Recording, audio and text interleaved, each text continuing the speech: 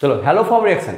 Haloform মানে কি বলো তো? হ্যালোফর্ম মানে হচ্ছে CH3, এটা বলা হয় হ্যালোফর্ম। এক্স মিনস হ্যালোজেন, এটা যদি হয় CH3 তখন তাকে বলা হবে ক্লোরোফর্ম, যদি এটা হয় CHI3 তাকে বলা হবে আয়োডোফর্ম। তো হ্যালোফর্ম রিঅ্যাকশন কীভাবে পাবো? এক লাইনে একটা ট্রিক দেখে নাও। হ্যালোফর্ম রিঅ্যাকশন তারাই দেয় সেই সব অ্যালডিহাইড বা কিটোন যাদের মধ্যে CH3 গ্রুপ ইজ প্রেজেন্ট। তাহলে CH3 C ডবল বন্ড ও CH3 নিয়ে নিলাম একটা কিটোন যার মধ্যে C ডবল বন্ড ও এর সাথে CH3 থাকবে, এরকম কিটোন বা এরকম অ্যালডিহাইড তোমাকে নিতে হবে। এবার এর সাথে কি ইউজ করতে হবে? এর সাথে নামের মধ্যে আছে হ্যালোফর্ম মানে হ্যালোজেন ইউজ করতে হবে।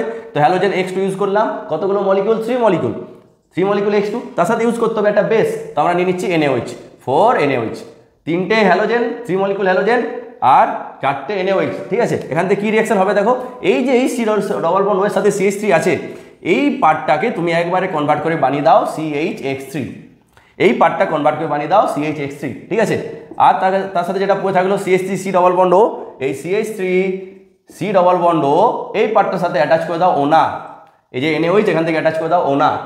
আর তার সাথে কি হবে? এইটুকু হচ্ছে তোমার কাজ। এর সাথে কি হবে? দুটো বাই প্রোডাক্ট। দেখো এই ওনা হয়েছে মানে আরও সোডিয়াম এখানে তোমার কাছে আছে, তো সেই জন্য সোডিয়াম। আর এখান থেকে দেখো 3টে হ্যালোজেন চলে গেছে, তো আরও 3টে হ্যালোজেন আছে, 6টা হ্যালোজেন ছিল, 3টে হ্যালোজেন চলে গেছে, আরও 3টে হ্যালোজেন আছে, তাহলে হ্যালোজেন।